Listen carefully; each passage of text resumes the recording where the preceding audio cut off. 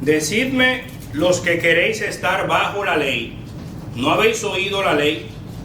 Porque está escrito que Abraham tuvo 2 hijos, uno de la esclava y el otro de la libre. Pero el de la esclava nació según la carne, mas el de la libre por la promesa. No. Lo cual es una alegoría, pues estas mujeres son los 2 pactos.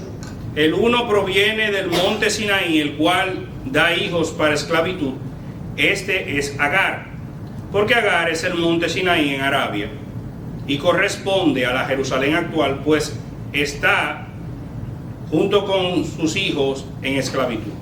Mas la Jerusalén de arriba, la cual es madre de todos nosotros, es libre, porque está escrito: regocíjate, oh estéril, tú que das a luz, prorrumpe en júbilo y clama, tú que no tienes dolores de parto, porque más son los hijos de la desolada que de la que tiene marido.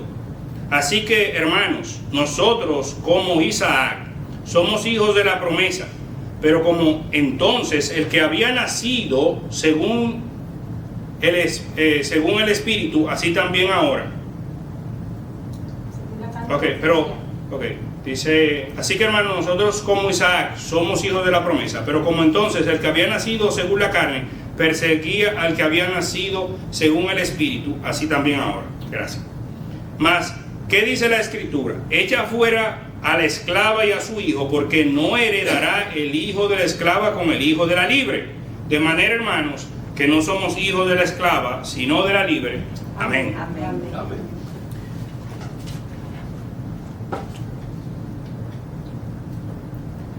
En esta porción nosotros vemos un apóstol que está sobrecogido, sorprendido por la decisión de estos hermanos en Galacia de ir por un camino que realmente ellos no conocían. Allí veremos el peligro de tomar decisiones importantes si no conocemos lo que esas decisiones implican. El avisado debe mirar sus pasos. Él procede a entender a los Gálatas, a hacer entender lo que realmente estaban haciendo, presentando un argumento histórico que nos lleva a contemplar la vida de el padre de la fe, Abraham, y su familia, más específicamente de su esposa, la esclava de su esposa, y esto a la luz de las decisiones que éste tomó en la carne, movido por su otra mitad. Pero sale a triunfar la promesa hecha por Dios de levantarle descendencia a través de su esposa Sara. El apóstol a los gentiles explica una vez más desde otra perspectiva los pactos hechos en el Sinaí y el pacto de la promesa hecha a Abraham, de la esclavitud de uno y la libertad de otro. Deja sentado a cuál pertenece la iglesia de Cristo y cómo 2 cosas serían una realidad para su grey: la persecución y la herencia prometida. Y esta cosa vamos a ver si el Señor nos lo permite. Amén. Vamos a orar brevemente. Señor, te agradecemos por tu palabra que es buena y útil para nuestra edificación y madurez. En el nombre de Jesús te pedimos, Señor, que tú la bendigas y nos sostengas según ella. Amén. Amén. Hace muchos años se cuenta de una persona que este hombre compró un boleto de un barco que salía de Inglaterra y venía aquí a los puertos de Boston, al Nuevo Mundo. Fue un viaje largo de casi 3 semanas. Como no sabía qué le esperaba, decidió llevar sus propios alimentos, algo de pan, queso y carne seca. Pensó, debo racionar bien esto, porque si se me acaba antes de llegar, voy a morir de hambre. Durante las 3 semanas de travesía, el hombre comía pequeñas porciones cada día. Pasaba hambre, se debilitaba, se ponía enfermo del estómago y apenas podía disfrutar del viaje. Miraba con envidia a otros pasajeros que parecían más animados. Él solo pensaba, tengo que aguantar, tengo que ser fuerte, tengo que racionar mejor. Y finalmente, el barco atracó en Boston. Mientras bajaba, tambaleándose, débil y demacrado, conversó con uno de los oficiales del barco. Señor, le dijo el oficial, ¿se siente bien? Parece muy enfermo. Y el hombre le dijo, solo estoy débil por el viaje. Casi se me acaban las provisiones. Y el oficial lo miró sorprendido y le dijo, pero ¿no leyó su boleto? El pasaje que usted compró incluía 3 comidas completas al día en el comedor del barco. Todo estaba pagado desde el principio. El hombre se quedó helado. Durante 3 semanas había vivido en escasez, hambre y miseria, cuando la abundancia ya estaba incluida en su boleto. Qué terrible esa historia, hermano, ¿verdad? Eso nos habla a nosotros de la imprudencia, la precipitación y la irreflexión.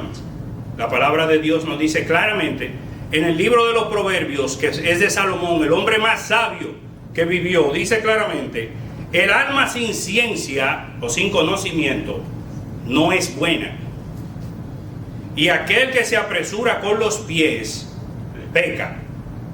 Entonces, ¿cómo nosotros podemos conectar eso que allí se dice de ese relato tan terrible con lo que está sucediendo en las iglesias de Galacia? Bueno, vamos por paso, vamos leyendo verso a verso y vamos a ver cómo realmente lo que estos hermanos estaban cometiendo era también un acto de imprudencia, de irreflexión, porque no comprendían lo que habían recibido y estaban caminando por un camino que realmente desconocían. Dice en el versículo 21, decidme lo que estáis bajo la ley, no los que deseáis, los que queréis estar bajo la ley. ¿No habéis oído de la ley?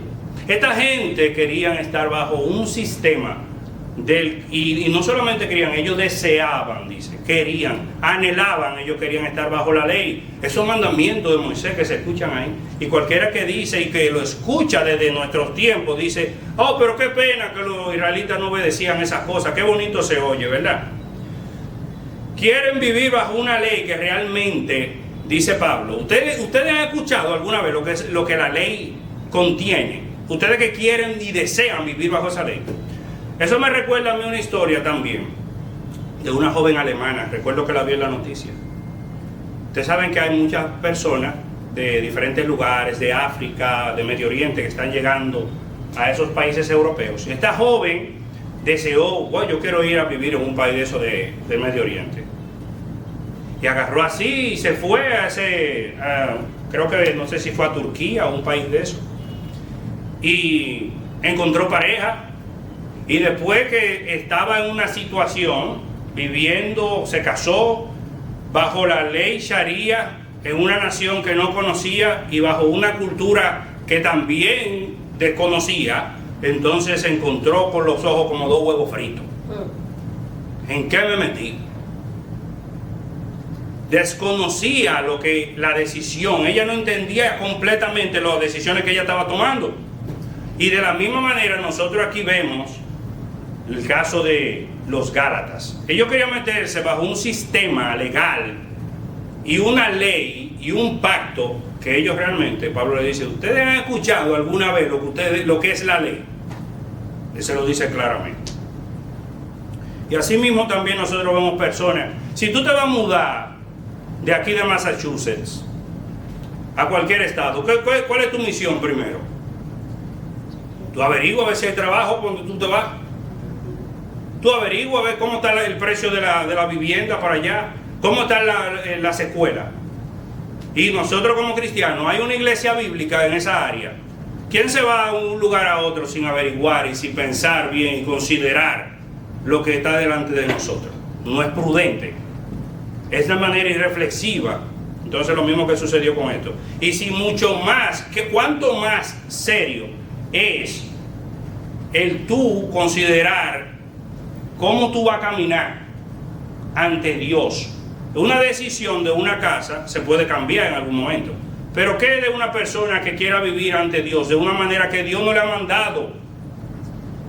Jesús dijo claramente que es mucho más importante nuestra alma que las cosas perecederas de este mundo. Porque ¿qué recompensa tú vas a dar por tu alma si algo sucede mal?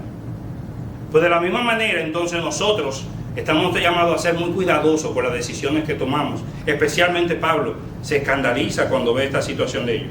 Dice Stott, quieren estar bajo la ley y esa ley misma será vuestro juez y vuestro verdugo.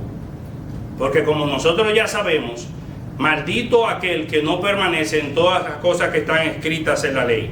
Por eso se hace, dice Stott, que aparecen en este pasaje 3 argumentos. Hay un argumento histórico que nos habla acerca de Abraham y 2 de sus hijos, de una esclava y de una libre. También hay un argumento alegórico, una imagen que habla acerca de sus 2 hijos con su madre. Representan 2 religiones: la religión de la esclavitud, el judaísmo, y la libertad, el cristianismo. Y un argumento personal que nos habla de que nosotros somos no Ismael sino Isaac, y que nosotros debemos de esperar si somos hijos de la promesa. Vamos a tratar entonces, vamos a ver primeramente el trasfondo histórico. Dice que en el versículo 22, porque está escrito que Abraham tuvo 2 hijos, uno de la esclava y otro de la libre. El hijo de la esclava se llamaba Ismael y su madre se llamaba Agar. El hijo de la libre era Isaac, el hijo de la promesa, y su madre era Sara. Entonces yo me pregunto, ¿cuál es la diferencia que hace, según el estatus, la herencia y el llamado, entre un hijo de un libre y un hijo de un esclavo? En cuanto a la herencia, el hijo de la esclava continuará siendo esclavo. Vivirá dentro de la casa y su fin y su propósito entonces será servir. El hijo de la libre está llamado a ser cabeza de la hacienda y tomar tarde o temprano la imagen de su padre. Lo que es su padre, él tiene que ser dentro del hogar. En cuanto a su estatus, seguirá siendo siervo el hijo de la esclava, y el hijo de la libre será señor de todo. En su llamado, el hijo de la sierva está llamado a obedecer, a servir y escuchar, mientras el hijo de la libre está llamado a dirigir, a reinar, a gobernar. Entonces, estamos llamados en Cristo, nosotros que hemos creído en Él, a ser hijos de Dios. Dice la palabra que cuando los hombres son salvados por la gracia y el poder de Jesucristo, son llamados nación santa, pueblo adquirido por Dios, para que anunciemos la virtud de aquel que nos llamó de las tinieblas a su luz admirable. Entonces somos sacerdotes. Eso quiere decir que somos intermediarios entre los hombres y Dios, llevándole la buena nueva del Evangelio. Hay una diferencia que no tenían aquellos que estaban bajo el primer pacto, aquellos que estaban bajo el pacto del Sinaí. En la ley, los israelitas, por causa de las demandas de la misma, se encontraban bajo maldición. Y nosotros lo podemos ver claramente. Tantas veces que cayeron bajo la mano de sus enemigos y fueron deportados y acabados, y la ciudad envuelta en fuego. Destruyeron el templo de Jerusalén en 2 ocasiones.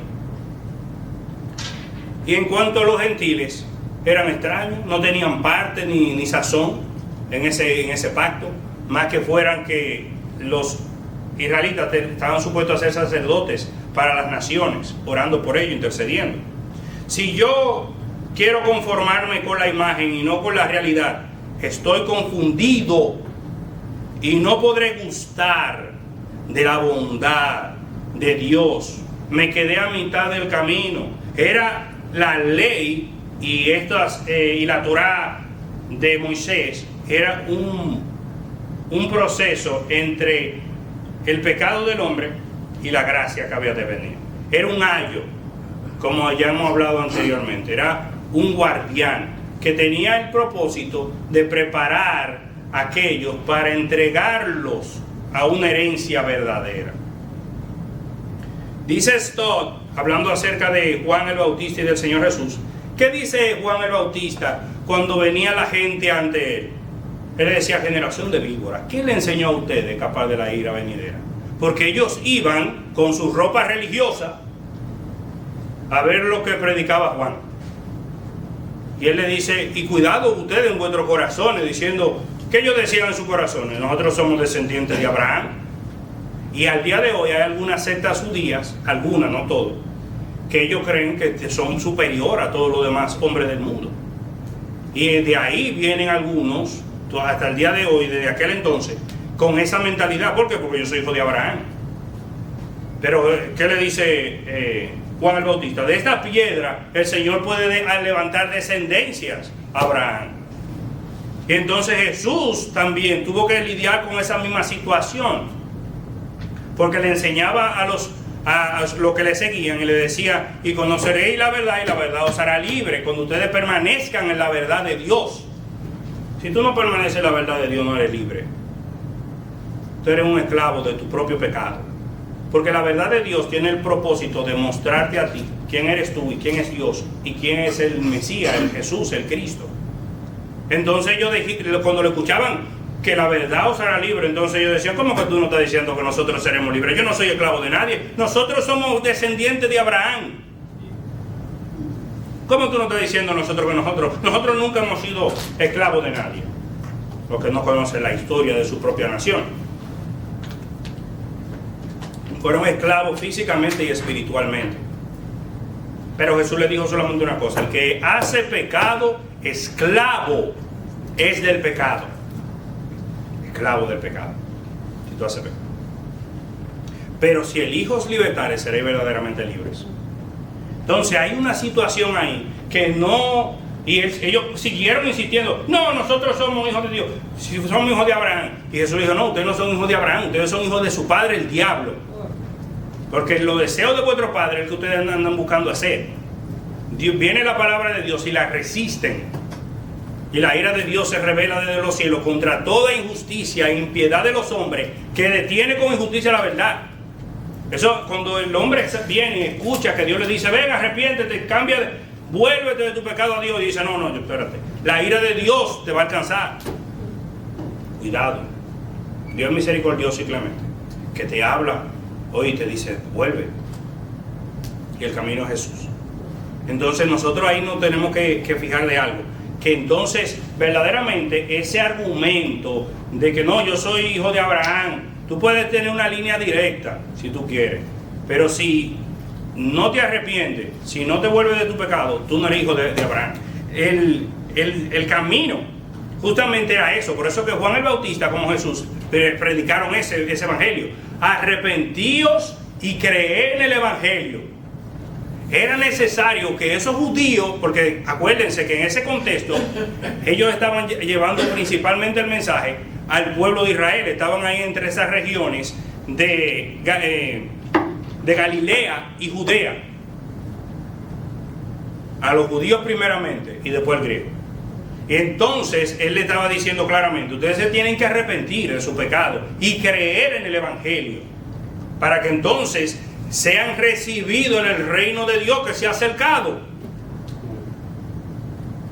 Entonces, ¿qué podemos decir? Esa es la llave a la ciudad celestial: el arrepentimiento y la fe en el Señor Jesucristo. Entonces, ¿qué decía Pablo también? Pablo le dijo claramente que aquellos que son hijos de Abraham no son los que son físicamente, sino aquellos que son judíos de corazón.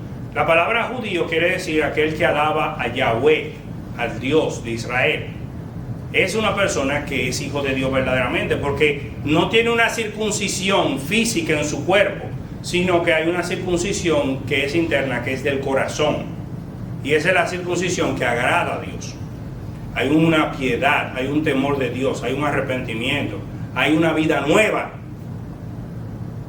Entonces Pablo, tenemos a Juan el Bautista, tenemos al Señor Jesucristo, tenemos al apóstol Pablo, ya hablando del mismo mensaje: la necesidad de arrepentimiento, sea tú hebreo o sea romano. Entonces, ahí viene entonces la situación de que los que son así, entonces son hijos de Dios según la promesa. Estos son hijos de Abraham. Esto representa algo que debemos de poner gran atención. Cuando Abraham y Sara, su esposa, dijeron en un momento: toma a Agar mi sierva y ten relaciones con ella, para que entonces ella tenga un hijo y yo recibirlo en mis manos, y entonces de ahí el Señor te va a dar descendencia. ¿Cómo ellos estaban pensando? ¿En el espíritu o según la carne? Según la carne, porque el Señor ya le había dado la palabra a él: yo te voy a dar descendencia. Pero ellos dijeron: déjame ayudar a Dios. Déjame ayudar a Dios, que es el mismo espíritu que resulta de los judaizantes y los de Gálatas y los de Galacia, que estaban: no, Jesús es suficiente y también la ley, porque tú sabes, tenemos que seguir la ley. No, tú quieres ayudar a Dios, tú quieres completar la obra de Jesucristo. Vea qué tamaño entendimiento tienen a esta persona, que la obra de Jesucristo no era suficiente, entonces déjame yo completarla siguiendo yo los mandamientos, los 613 mandamientos que hay en la Torá. Entonces, esta gente obraron así, a diferencia de la palabra de Dios que le dio a Abraham y a Sara, que dijo, hablando acerca de la intervención de Dios, durante alrededor del año que viene, para este tiempo, tu esposa concebirá. ¿Y qué? ¿Dónde está la situación aquí? Fíjense, dice en el libro de Hebreos de esta manera: por la fe también la misma Sara, siendo estéril, no podía concebir, dio a luz fuera del tiempo de la edad. Fuera del tiempo. Eso quiere decir que no era una muchacha de 20 años, era una persona ya de muy avanzada edad. Cuando te dicen a ti: imposible ya que tengo un hijo. No, imposible. Y dice: porque creyó que era fiel quien lo había prometido, por lo cual también de uno, y ese ya casi muerto, salieron como las estrellas del cielo en multitud. Y aquí está la situación de la promesa. Dios está obrando algo que naturalmente es imposible. Es imposible. Es diferente del hijo natural. Él nació conforme a las leyes propias de la naturaleza. Un hombre se une con una mujer y tiene un hijo. Pero entonces lo que pasaba con Sara y Abraham estaban fuera del tiempo ya. Dios tuvo que venir de manera misericordiosa y cumplir en él algo que era contra naturaleza, un milagro, que ella concibiera ya en su vejez. Por eso es que el hijo de la promesa, para que nadie diga: no, ellos lo lograron porque ellos eran jóvenes. No, fue porque Dios cumplió su palabra dada a Abraham. Es la obra de Dios, no es la obra de los hombres. Por eso es que el hijo de la promesa. Y ahí viene la situación con nosotros como cristianos. ¿Qué dice la palabra de Dios? Que claramente en el Evangelio del apóstol Juan, capítulo 1, dice: los cuales no son engendrados de carne, de sangre, ni de voluntad de carne, ni de voluntad de varón, sino de Dios. Fíjense una cosa, dice que si hay un cristiano, una cristiana, él es hijo de Dios, no porque un hombre quiso, sino porque Dios en el cielo ha determinado darte vida por la voluntad de Dios, no por la tuya. Y eso va de la mano con el hecho de la elección de Dios. Si fuera que Dios dependiera de los hombres para que se acercaran a Él, no se acercan porque el corazón de nosotros es malo. Dios tiene que soberanamente mostrarnos a nosotros: míralo donde tú te encuentras, a través del poder de su Espíritu, como justamente enseña también en Juan capítulo 3, cuando dice: lo que es nacido de la carne, carne es, y lo que es nacido del Espíritu, Espíritu es. Y por eso es que se obra el nacimiento, por lo que el Señor le dijo a Nicodemo: te es necesario nacer de nuevo, o como algunos teólogos dicen, nacer de arriba. Cuando el Espíritu Santo viene con poder y te convence a ti de pecado, de justicia y de juicio, por cuanto tú primeramente desobedeces a Dios, estás de espalda a Dios, y tú te encuentras con Dios, que es santo, justo y bueno. Y tú dices, oh, pero yo he ofendido a Dios. Señor, ¿cómo yo puedo volver a ti? Yo que te he ofendido y soy una mancha. ¿Cómo yo puedo hacer algo bueno? Y tú escuchas que el Hijo de Dios se entregó en la cruz por tu culpa, y llevó tus pecados en la cruz. Y si tú crees en Él, entonces eres redimido. Si confías en el Señor Jesús. ¿Qué fue lo que me sucedió a mí? Y a muchos de ustedes. ¿Qué sucede? Que escuché el Evangelio y en un momento en mi casa, en la sala, ya en Cristo Rey, tenía yo como 15 años. Yo le dije, Señor, mi papá y mi mamá estaban durmiendo, y mis hermanos, yo estaba ahí frente a la computadora, y yo dije, Señor, perdona mi pecado, lávame con la sangre de tu Hijo Jesucristo, guíame con el poder de tu Espíritu Santo, como un pastor guía a sus ovejas, hazme un hombre nuevo. Y el Señor hizo conforme a su promesa. Amén. Es así, el Señor obra de esa manera. Gloria a Dios. El Señor obra así. El Señor es poderoso para salvar. Por eso es que no depende de nosotros, no depende del que quiera ni del que corra, sino del que el Señor tenga misericordia. Entonces, vemos ahí el Espíritu y Dios obrando en nosotros. Entonces, el argumento alegórico que aparece aquí nos habla acerca de dos ciudades a las que el hombre pertenece. Se dice esto también, que para entender la Biblia tenemos que entender esas dos ciudades son imágenes de los dos pactos. El pacto mosaico en el Sinaí, que representa a la ciudad de Jerusalén, la Jerusalén que vemos nosotros al día de hoy está ahí en Israel, de la cual tantas batallas y luchas se han hecho y cuantos pleitos y demás. Y hay otra ciudad, otro pacto, que es el pacto según la promesa que Dios hizo a Abraham y se concreta en el Señor Jesucristo, y cuya ciudad es Jerusalén, la de arriba. Ustedes han escuchado, Jerusalén, qué bonita eres, calle de oro, mar de cristal. La ciudad del pueblo de Dios. No una ciudad de piedra y bloque, sino una ciudad fundamentada y sostenida por nuestro Dios. Amén. La ciudad de Dios. Entonces, esas dos ciudades y esas representan lo siguiente. Dice que Jerusalén, la de arriba, es la madre de todo lo que es libre.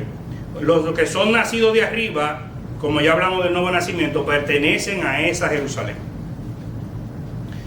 La Jerusalén celestial, la congregación de los santos hechos perfectos, la iglesia libre en Cristo.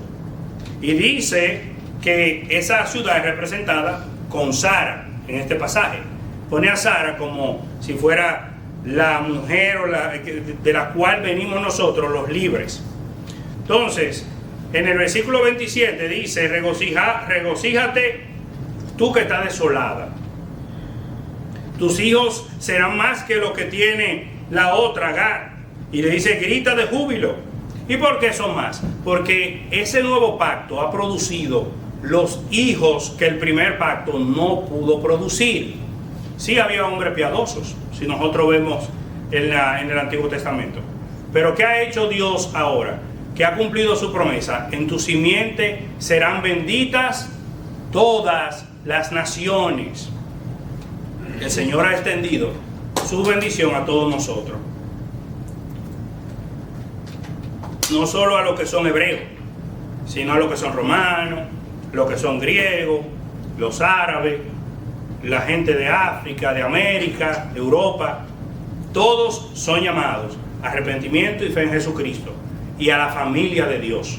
Sean conciudadanos de los santos, herederos conforme a la promesa, igual que los otros. Y todos tienen parte en Dios, en Cristo. Aplicación. Como Isaac somos nosotros también, nosotros hijos de la promesa. ¿Cómo? Bueno, dice en el versículo 29 que, vamos a leerlo, a ver, 29 y 30, dice así: pero como entonces el que había nacido según la carne perseguía al que había nacido según el Espíritu, así también ahora. Mas ¿qué dice la Escritura? Echa fuera a la esclava y a su hijo, porque no heredarán el hijo de la esclava con el hijo de la libre. Entonces, ¿qué tenemos? Tenemos la realidad de la persecución y la realidad de la herencia. Esto es lo que hablamos del argumento personal o aplicación. Entonces, dice que Ismael se burlaba y perseguía a Isaac. Hemos de esperar persecución. Todos aquellos que aman a Dios y que han nacido de nuevo han de ser perseguidos, han de sufrir burlas y demás. Si alguien quiere, y nosotros todos queremos que no se burlen de nosotros. No es algo agradable cuando tú escuchas gente que están hablando de ti. Nadie quiere eso, pero no podemos evitarlo, porque todo aquel que ha querido hacer la voluntad de Dios tiene personas que se oponen a él. Ismael se reía de Isaac, lo hizo objeto de burla. Dice un comentarista que las tribulaciones algunas veces no vienen principalmente del mundo que no conoce a Dios, sino de aquellos que se llaman medio hermanos, aquellos que, como los judaizantes, andan buscando en qué hacerte tropezar. Y lo vemos en el caso de nuestro Señor Jesús. ¿Quién eran los enemigos del Señor Jesús? No eran los que no creían en Dios, eran las religiones de su tiempo, los fariseos, los escribas y los demás, que cuando Jesús tenía misericordia del publicano, de la prostituta, ¿qué decían? ¿Y por qué anda vuestro maestro con la prostituta y los publicanos? Juzgaban. Ellos no querían ver que la gente se arrepintiera. Ellos estaban muy contentos dentro de sus cuatro paredes, y nosotros tenemos que tener cuidado con eso siempre. Nosotros nos gozamos juntos, pero nuestro propósito y nuestro fin es que los hombres vengan al conocimiento de Dios. Amén. Debemos de pedirle al Señor que nos conceda la gracia de poder compartir con personas que no conocen del Señor, para que ellos conozcan de Dios, así como nosotros conocimos del Señor. Hubo personas que tuvieron el valor de compartirlo con nosotros cuando no éramos creyentes, y nosotros debemos rogarle al Señor que tengamos el mismo sentir que hubo también en Cristo Jesús. Y lo mismo sucedió con Pablo. Muchos de la comunidad judía de la que él pertenecía antes lo perseguían y le hacían la vida imposible cuando él iba de una ciudad a otra predicando el evangelio, y levantaban tumulto. Los protestantes, con muchos católicos que lo perseguían. También tenemos el ministerio de Puertas Abiertas, que como algunas veces yo lo envío al grupo, nos hablan de persecución en Corea, persecución en los países árabes, persecución en los países de África, ideologías de género. Muchas de esas ideologías son productos de apóstatas, hombres y mujeres que estaban en la iglesia, oigan bien, y nuestros propios hijos y hijos de pastores y demás, y también de algunos judíos practicantes, como salieron por el mundo a enseñar ideologías que fueron destructoras. En el caso del comunismo, Marx es hijo de un judío, y hay muchos que fueron hijos de pastores que se apartaron, y entonces en el mundo se volvieron armas en la mano del diablo para destruir el mundo y hacer daño al evangelio.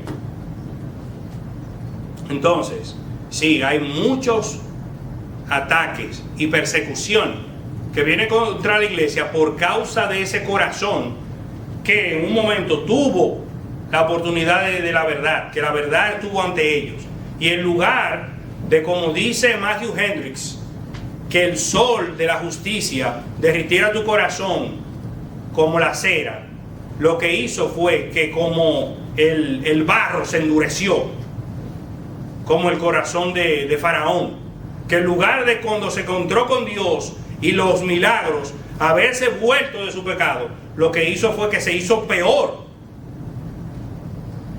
Y algunas veces tienen que pedir, Señor, dame gracia, no deje que se endurezca mi corazón, no sea que el Señor te haya entregado a ti a la maldad y tenga el propósito de destruirte. Por eso debemos de pedirle, Señor, ten misericordia de mí. Entonces, pero además de la persecución, que es real y que vamos a sufrir persecución, tenemos otra realidad. Tenemos la realidad de la herencia que el Señor nos ha prometido. Aunque sufrió las burlas y persecuciones de su hermano, él fue Isaac el que heredó las promesas dadas a Abraham su padre. En algún momento Abraham dijo, le dijo a Dios, que Ismael en tu presencia viva también. ¿Y qué dijo Dios? Dijo, no, sino que estableceré mi pacto con Isaac. Dios es claro. Algunas veces nosotros quisiéramos, Señor, pero ¿y habrá otro camino? No, hay un solo camino, el Señor Jesús. Nosotros tenemos que ser firmes. Algunas veces algunos corazones son frágiles, decimos, bueno, pero quizá ellos también alcanzarán misericordia. Solamente hay un camino de redención. Solamente existe un solo mediador entre Dios y los hombres, y el Señor Jesucristo. Amén. Entonces, ¿qué dice la Escritura? Echa fuera a la sierva y a su hijo, porque no heredarán con el hijo de la libre. Tenemos que ser fieles y verdaderos en la predicación del Evangelio de Jesucristo. No hay concilio ecuménico que valga, no hay hermandad entre cristiano y judío, ni pacto abrahámico entre tres religiones. Tenemos un solo camino, que es la llave que ya yo les dije a ustedes: arrepiéntete y cree en el Evangelio. Amén. Arrepiéntete y cree en el Evangelio. Salvación a través de Jesucristo. Santifica a través del Espíritu Santo. Nos separa del mundo, porque no puede haber comunión entre la luz y la tiniebla. No hay comunión entre Dios y el diablo. Nosotros sabemos que estamos en una encrucijada donde nosotros o servimos a Dios o servimos al otro. Y esa es nuestra herencia como cristianos. El saber eso y saber que Dios ha prometido, ha hecho grandes promesas para aquellos que han creído en Él. Entonces, ¿qué vemos? El dolor de la persecución y el privilegio de la herencia. Y Romanos 8:17 lo dice claramente. Dice claro así: y sí, hijos, también herederos, herederos de Dios y coherederos con Cristo. ¿Y qué dice? Si es que padecemos juntamente con Él, para que juntamente con Él seamos glorificados. Si padecemos, seremos glorificados. No tratemos de huir de esa realidad. El Señor ha hecho una promesa. Entonces, las promesas del Antiguo Testamento finalmente son nuestras en Cristo, ya que experimentamos la gracia de Dios. No se cumple en un pueblo judío sin Cristo, ni en los hebreos israelitas, ni en el mundo general, sino en los hombres judíos y de las naciones que confían en fe en Jesús. Esos son realmente la simiente de Abraham, herederos según la promesa, ciudadanos de Jerusalén la celestial, hijos de la libre, el Israel de Dios y la verdadera circuncisión. Esos son aquellos que han creído, han confiado, han reposado, han declarado: el que encubre su pecado no prosperará, mas el que lo confiesa y los abandona alcanzará la misericordia de Dios. Y esos hombres han confiado y han dicho ante Dios sus ofensas y han pedido ser cubiertos por la justicia de Jesucristo, no la de ellos. Y es ahí el problema de los hermanos de Galacia. Ellos querían abandonar el propósito final de la ley, que era Jesús, para volver a los viejos rudimentos que no le podían ser salvos ni aceptos para con Dios. Y nosotros entonces tenemos que aprender estas cosas, comprendiendo lo que de Dios hemos recibido, para que nos mantengamos firmes en la verdad. Amén. Amén. Vamos a orar pidiendo que el Señor nos ayude. Señor, te damos gracias, oh Padre, por esta tarde. Te pedimos, oh Señor, que nos permitas ser firmes en la verdad de tu palabra, y lo que tú has provisto para nosotros. Te agradecemos, oh Señor. Y te pedimos, oh Padre, que vengas y nos permitas perseverar en estas verdades para no solo tomarla a nosotros, sino enseñarla a los demás. Mira, Padre, que te suplicamos por esto en el nombre de tu Hijo Jesús. Amén. Amén.